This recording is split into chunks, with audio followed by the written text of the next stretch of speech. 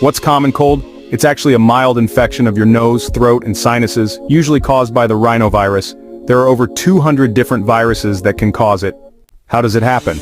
How does it enter into our body? The virus enters your body through your nose, mouth, or eyes, often when you touch a contaminated surface or breathe in viral particles from someone who's sick. The cold virus spreads through respiratory droplets when an infected person coughs, sneezes, or even talks. While there's no cure, you can manage symptoms with rest, drinking plenty of fluid, and boosting your immune system with vitamin C.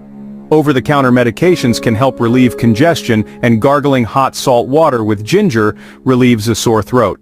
To not get a cold, wash your hands frequently, avoid close contact with sick people, and keep your immune system strong to reduce your risk of catching the common cold.